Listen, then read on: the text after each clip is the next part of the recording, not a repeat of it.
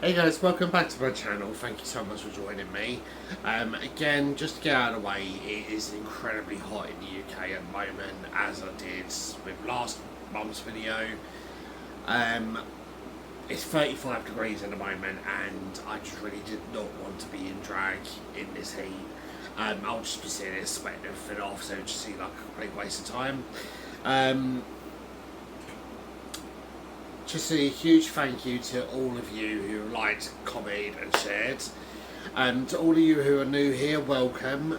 So usually I do present my videos in my drag persona, but as I've just explained, not this month, not next month, last month, sorry. Fingers crossed it starts cooling down and I'll be able to get back into character for you guys, because I know that's what you're here for. So, all that said and done, let's get into today's story. So, for today's case, I'm going to be looking at a sexploitation ring, and this was something that was founded in America. It was run by children. It aimed to victimise children, and it even culminated in a couple of children end up taking their lives because of this. So this network, it was called 764.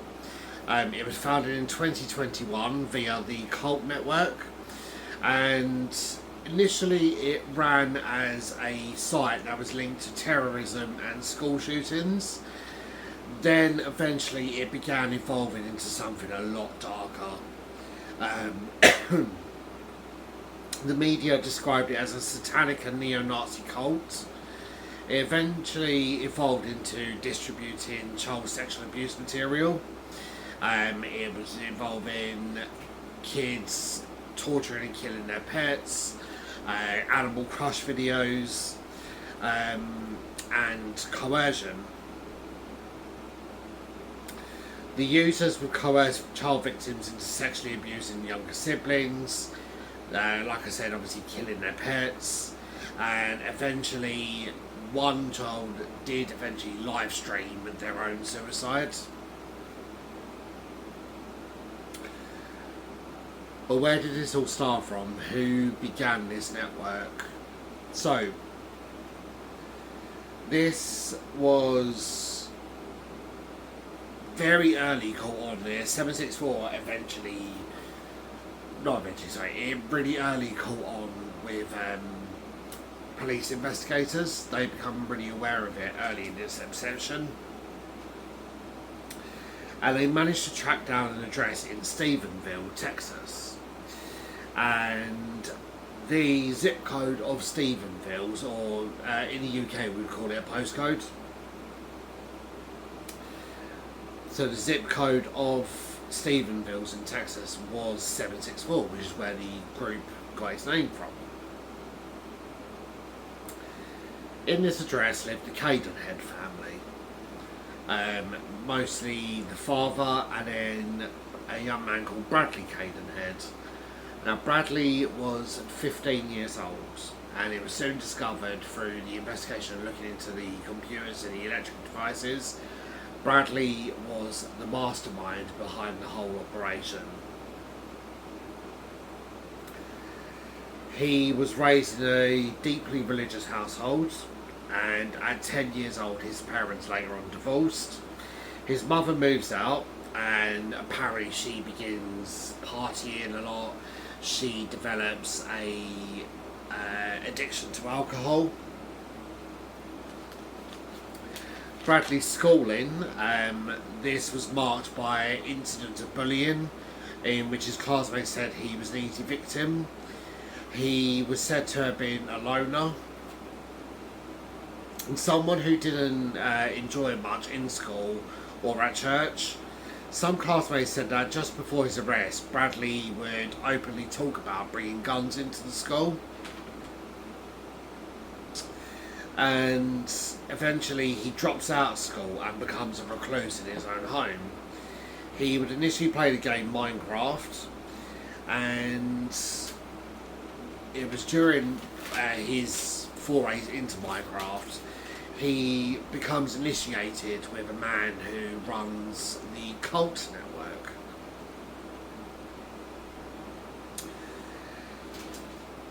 This man assists Bradley into making the startup and the initial openings of 764. Now, the platform initially was used on platforms such as Discord and Telegram, but also they would reach out on games like Minecraft and Roblox.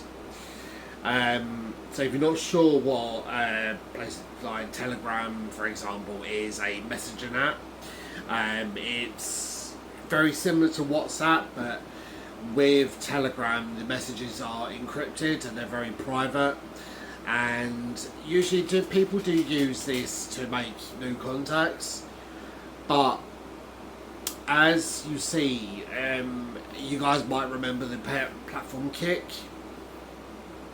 Now, when Kik was initially launched, obviously it was initially launched as something completely innocent, but predators and people as such with a dark affiliation, they found that they could easily swap media and messages through these apps, and it would add a layer of security for them.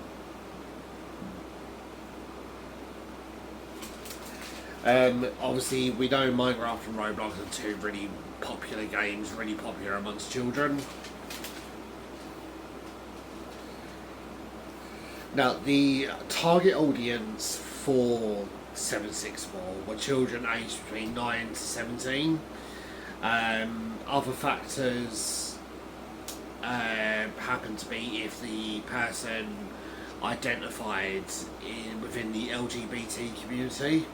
They were a really prime target of 764. And just to go back to Bradley's schooling, there was reported mental breakdowns that he reportedly had. He was frequently disruptive. Teachers noted that at age 10 he was accessing murder and torture sites, and the head teacher, once he found this out, he did notify the correct agencies, but nothing came of these investigations. Bradley was known to draw images of school shootings on the school computer. He would save them and they would later be found.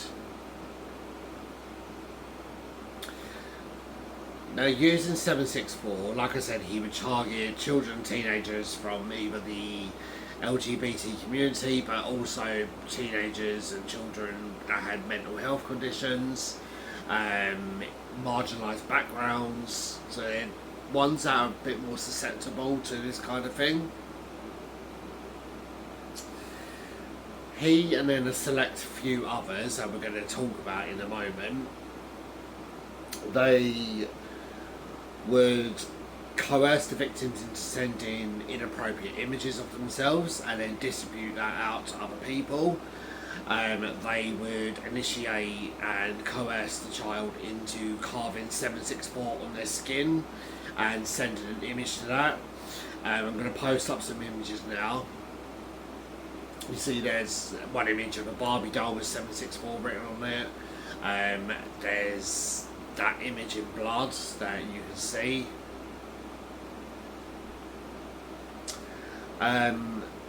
They would encourage them to sexually abuse their brothers and sisters. It's very similar to, if you guys are aware of the Alexander McCartney case. Now, I did cover this about a year and a half ago, so if you go back and you can watch that. They would then show the results, send those results over to whoever was coercing them into doing this. Now, Discord were actually initially really good at taking down these channels, so the channel would be reported, Discord would take it down, but Bradley and the others were really good, and they would just set up another account within minutes.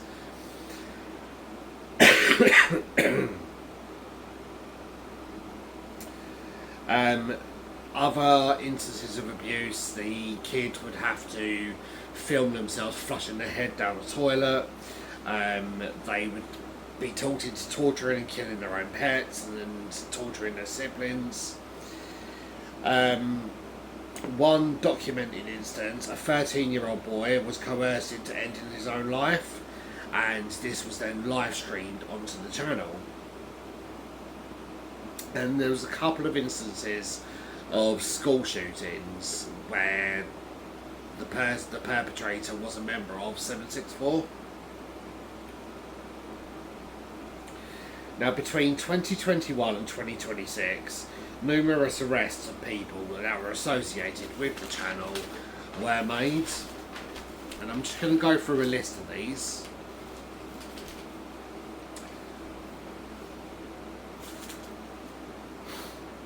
In 2021, a 22-year-old man named Caleb Christopher Merritt, now he was from Spring in Texas. So he was arrested after he had joined the cult network. He then kidnapped and raped a 12-year-old girl. This was in Virginia. He was convicted and sentenced to 350 years in prison. There was then 22-year-old Angel Amida of Queens in New York. He was tracked down and arrested for his involvement in the 764 network, the possession of a firearm, whilst still being convicted of a previous offence.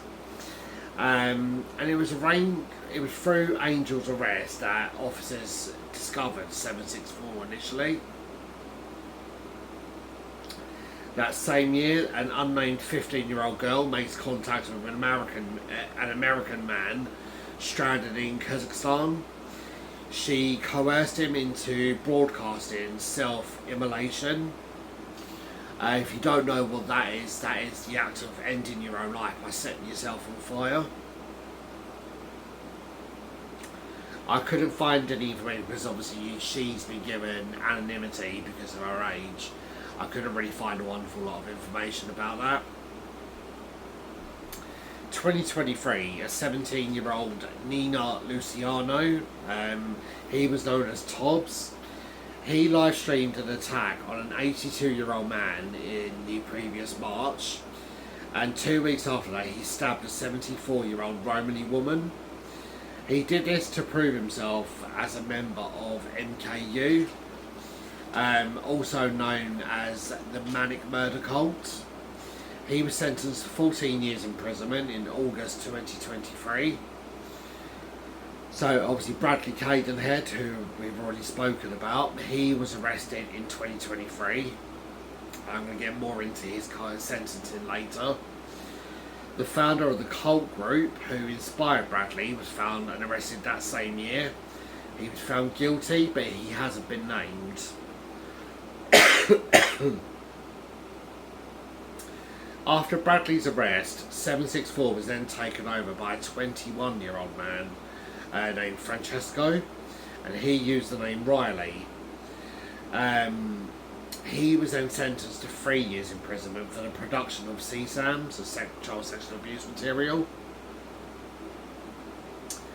In 2024, 2 Brazilian teenagers were arrested in Para and Tabatinga in an operation named Discordia.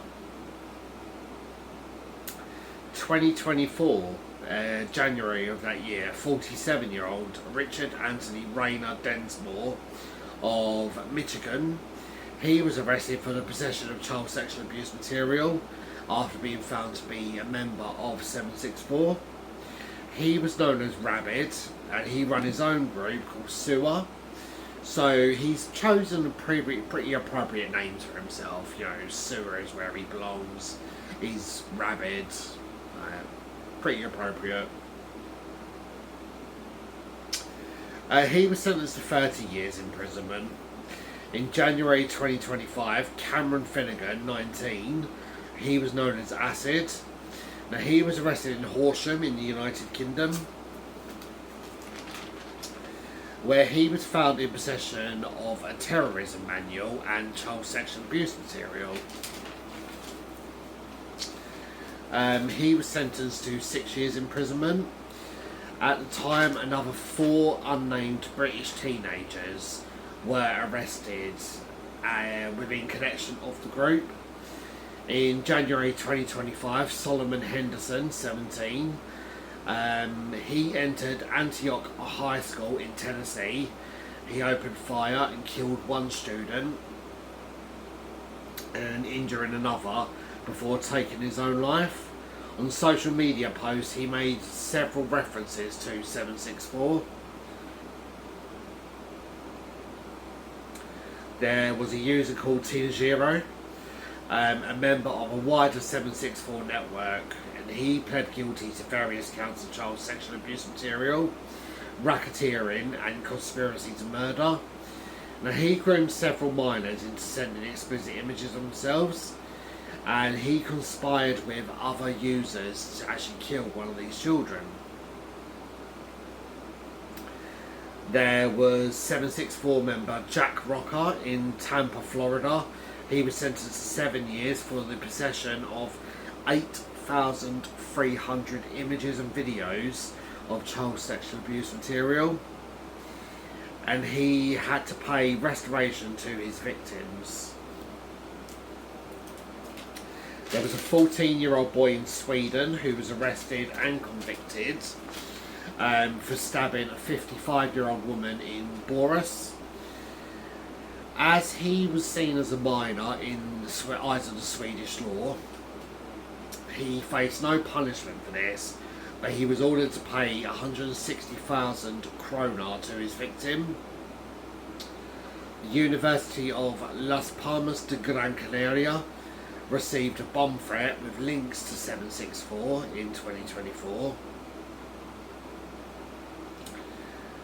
And then there was a man called Rondog Elliot Keefe. He was 21 and he was from Hastings in New Zealand. He was sentenced to 5 years alongside 5 years imprisonment for the possession of child sexual abuse material. This was also with soliciting minors and distributing and producing.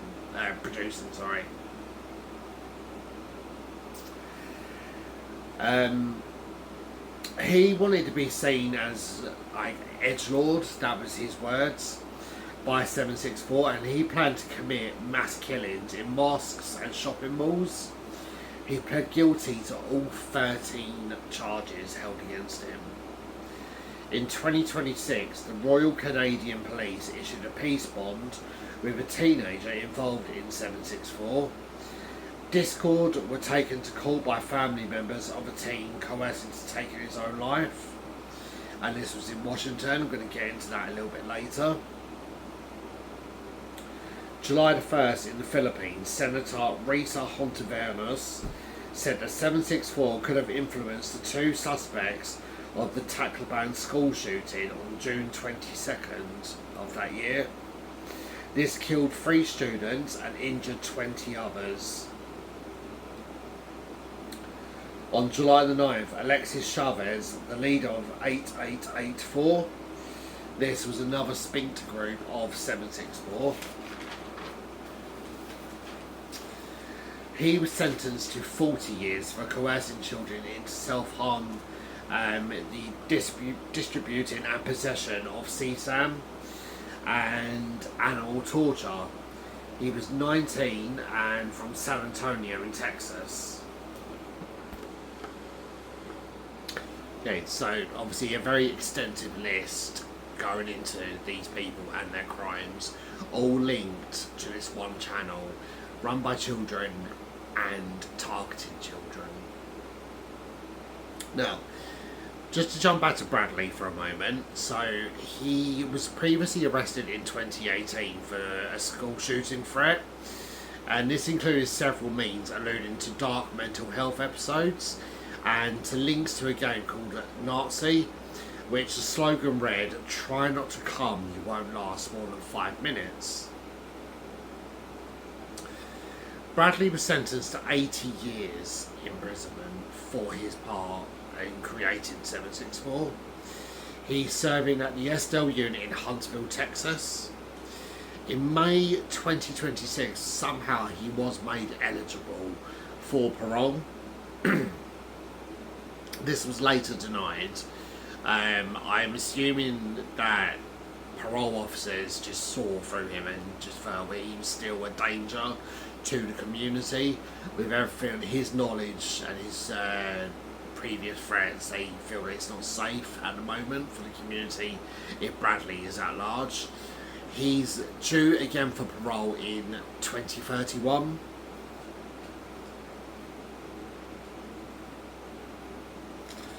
Okay, so we're next going to discuss another user. He went by the name of White Tiger. This is to do with, so remember obviously I spoke about the family that took the platform Discord to court, and it was all to do with their child. White Tiger specifically targeted very young children into trying to take their own lives and live stream that, and he was successful enough into doing this with one person.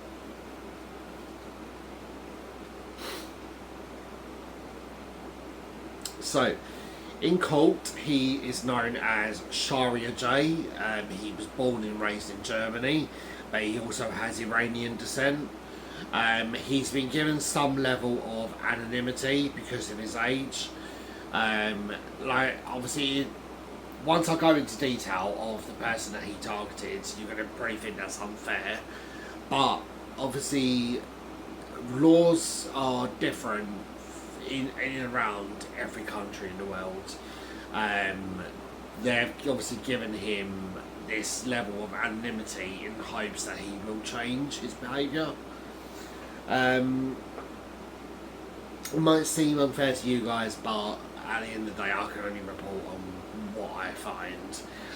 Any article that I did find on this person just referred to him as either White Tiger or Sharia J. So he was arrested in Hamburg and charged with 204 offences. This all led back to 764. The victim in this case was a 13-year-old boy named Jay Taylor. He was from Gig Harbor, Washington, and Jay was described as a boy with a passion for crafts. He loved knitting, he loved crochet,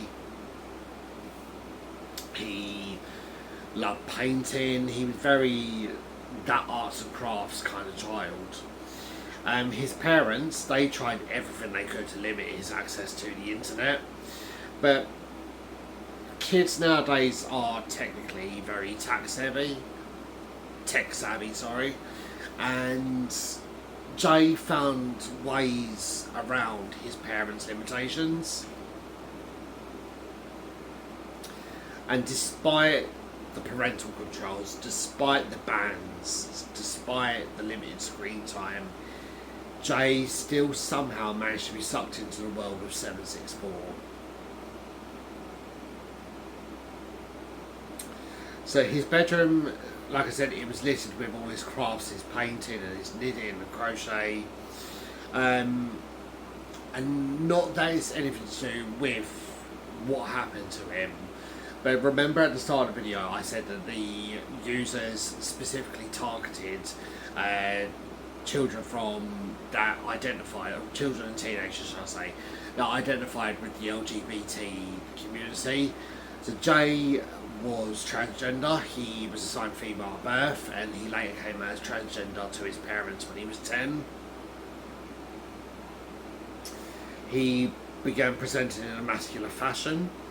And then as we get into COVID and obviously the lockdowns that ensued, Jay's social life took a battering. He really just delved into himself, become very withdrawn and spend a lot of time in his room. As his online presence grew, so did various other disorders. He specifically picked up an eating disorder. What I can only attribute that to, I might be wrong, but because of obviously his online presence, I can only assume that he was accessing pro-anorexia websites, which have been running for countless years. It's where the term finspiration comes from. And just a little side note of that, there was, so in the UK we have a soap opera called EastEnders, and there was an actress on there, and she was the last one to play Lucy Bill, and she was a very, very tall, very slim woman, very naturally slim, and there was a picture of her that done its rounds on these pro-anorexia websites, and where she was very slim, this image was taken from a back shot. There was a bit of definition of her bones that were visible, and a lot of young people were highlighting this picture and calling it their finspiration, which is where that come from.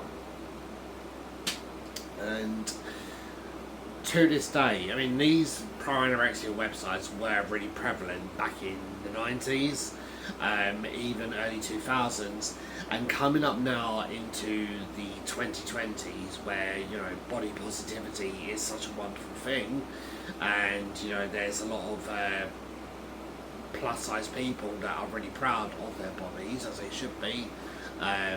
Everyone should be proud and comfortable in their skin. But yeah, there was a lot of these pro-anorexia websites are still out there, still active. A lot of people still obviously suffer with really complicated eating disorders, and obviously there should be a tighter thing, and police should be able to shut these down. They should be shutting them down, but they can't. As soon as one shuts down, another one springs up. It's the same in all of these websites, whether it's to do with child sexual abuse material or what I've just been discussing. As soon as you shut one down, another one springs up. So I'm really sorry to get into a little tangent there, guys. I'll get back on the story. Sorry guys, just had to pause out to go freshen up a little bit with some water, because like I said, it's incredibly hot at the moment. So, his parents did discover, obviously, the eating disorder. They were aware of it, and they did try and help by sending him to residential care assistance. And he seemed, when he returned home, he seemed to be doing better with it himself. They immediately put in safeguards around tighter restrictions to the internet, but again, Jay found ways around this.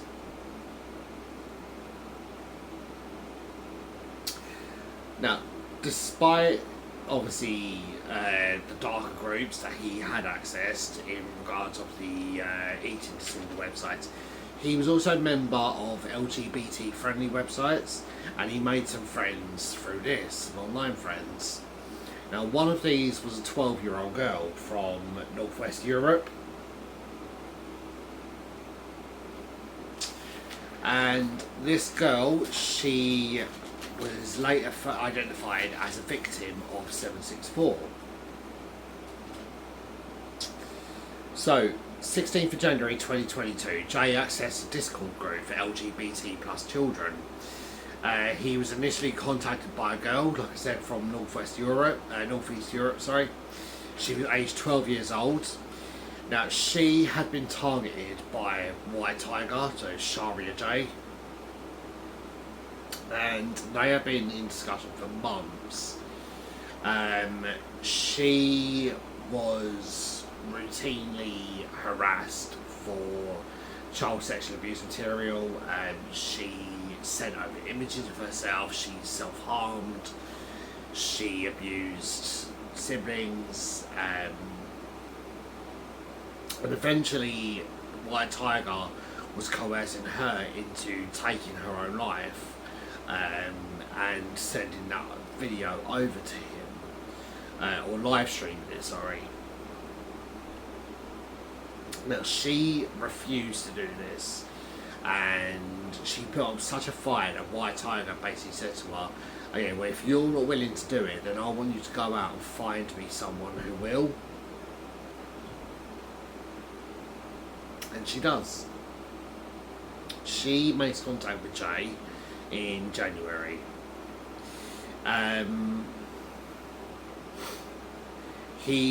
White Tiger tells her to remember the tactics he used on her.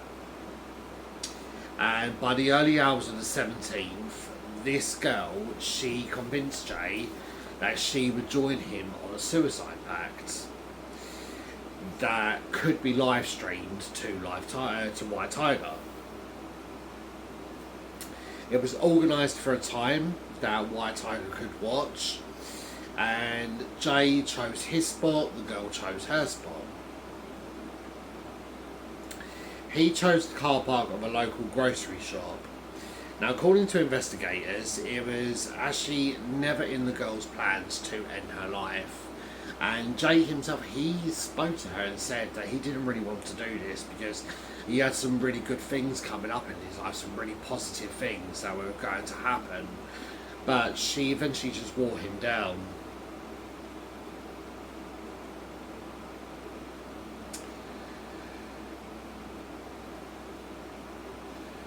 Her initial thought was that if it was Jay that ended his life, White Tiger would eventually leave her alone.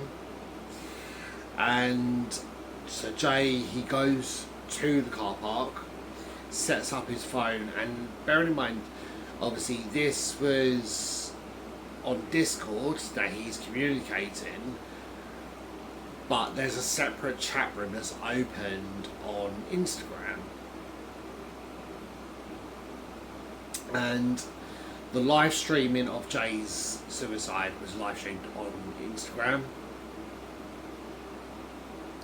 In the chat room, now multiple people were watching, not just White Tiger, multiple people were watching. They're instructing him what to do. They're telling him to take his clothes off to end his life while he's naked. He refuses to do this.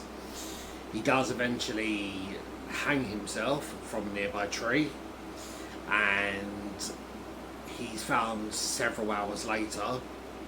So his family wake up in the morning, they realise his bed is empty, and they start the search. And when Jay's body is found in the car park, the live stream is still running, and there's multiple users on there that are mocking him. They're making fun of him.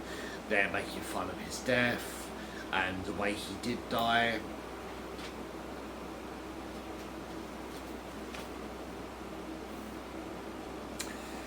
The young girl who had coerced him, she had actually deactivated her account.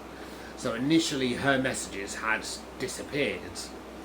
However, law enforcement in Germany had been doing their own looks into 764, and they come across Jay's video. So they brought information to the FBI, and they, through the working together, so the German law enforcement and the FBI, they managed to track down White Tiger, but also the 12-year-old girl. Now, like I said, White Tiger had been in contact with the girl for many, many months. He had convinced her to carve White Tiger into her thighs, to cut herself, play tic-tac-toe with her blood, whilst other users watched, and they instructed her what the next move should be.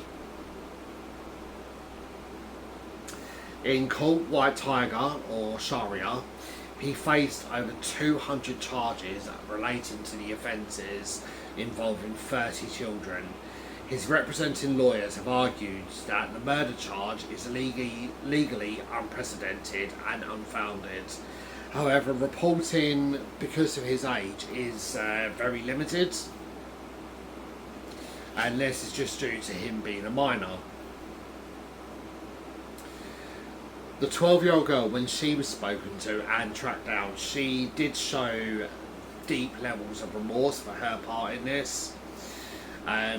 Whether or not she was arrested, I do not know. Obviously, it's awful what she did do, what she got coerced into, I just really hope that she has had the therapy that she needs. And like I said, Jay's parents later sued Discord, saying that the platform had failed to protect any of the children, not just their own, but all the children that had been a part of 764. The channel had been reported numerous times by servers that come across it, and not enough was done to protect them. Now we're going to end this with another victim. His name was Ari. Thankfully, Ari, he survived his ordeal going through this, but it looks like for a while he could have potentially taken his own life because of 764. So, summer of 2023, Ari had finished middle school, and he noticed, his family began to notice changes within him. In his personal life, his friendship group and sort of disappeared. They were obviously going off to their own lives, you know, finishing their years in school, moving away, they were going into higher education. And his mum Dana said that she had noticed him spiralling, and she had mental health support put in place, and she noticed that he had recently also broken up with a girlfriend and they had been self-harming. Now Dana had placed many measures in her home to make screen time very limited, as obviously I just discussed with Jay Taylor's parents. But like Jay, Ari had managed to override all of this. Eventually his younger sister confided into Dana that Ari was in the possession of a hunting knife. And this particular knife was engraved with the word death.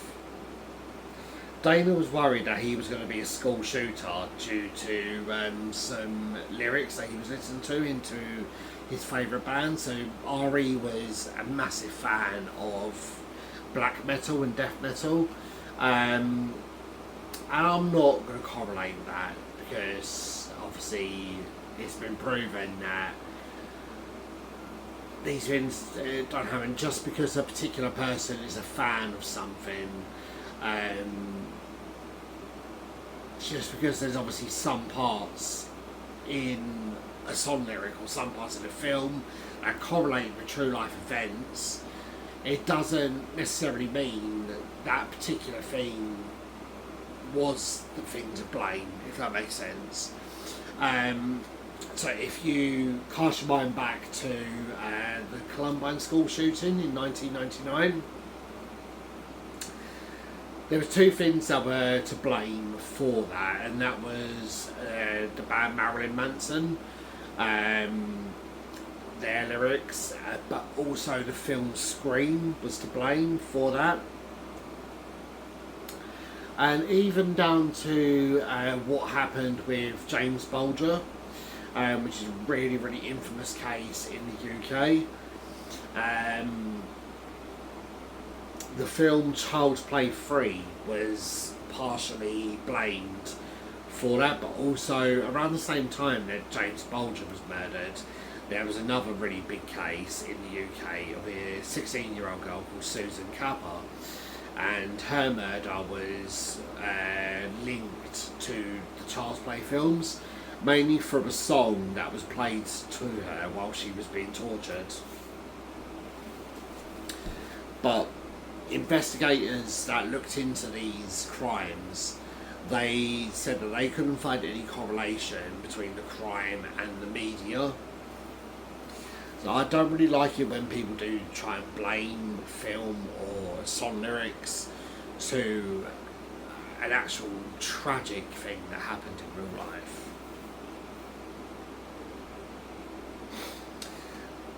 Ari would then go into really dark tirades, political tirades, that Dana would become really worried about. Specifically, he began really focusing a lot of hatred towards the LGBT community, and this really confused her because she said that he had grown up around this, and she had relatives within the community who were gay, lesbian, transgender. So Ari would have been brought up around this, so she wasn't sure where this new attitude had come from.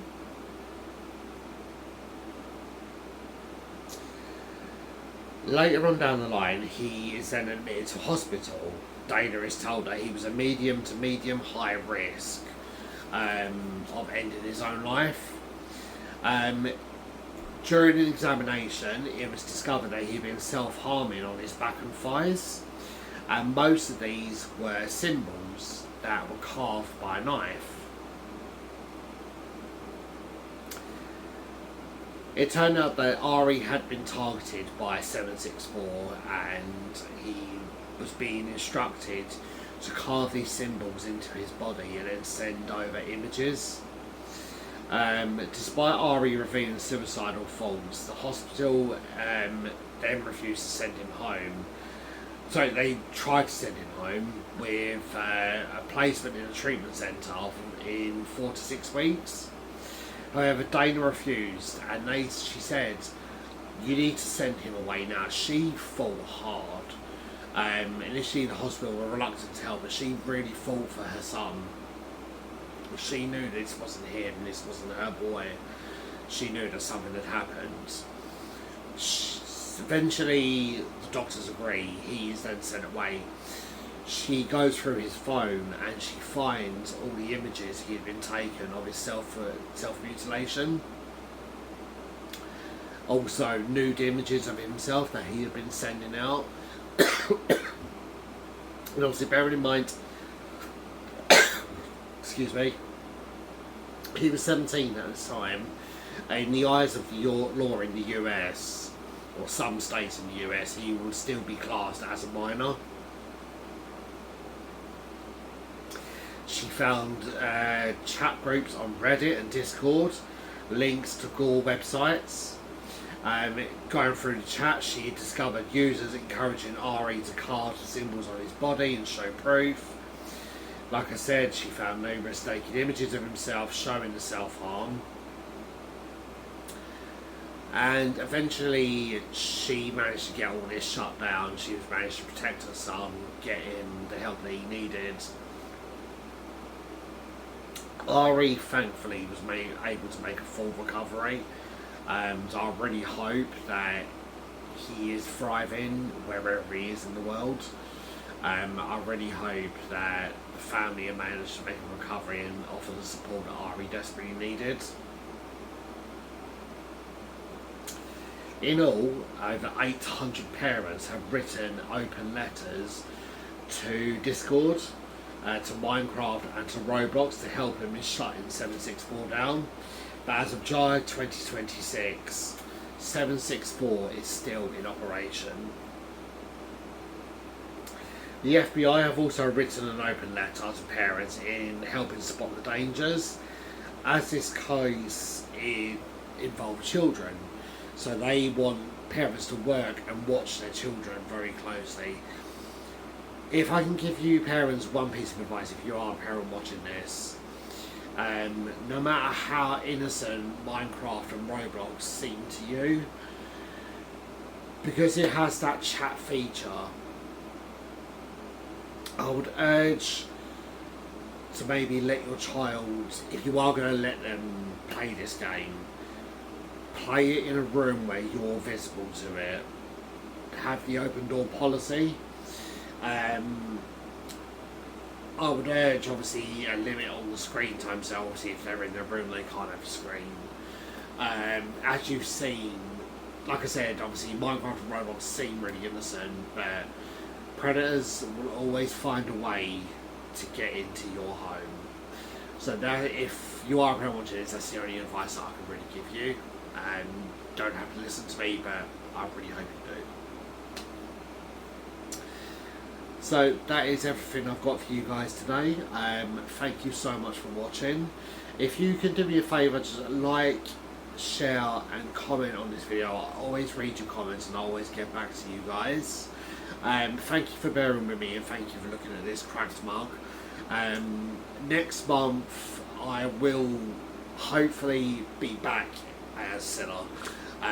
It's just, I'm sweating buckets at the moment just sitting here talking to you guys, and there was no way I'll be able to do that in a wig and everything else. So unfortunately you are inflicted when looking at this.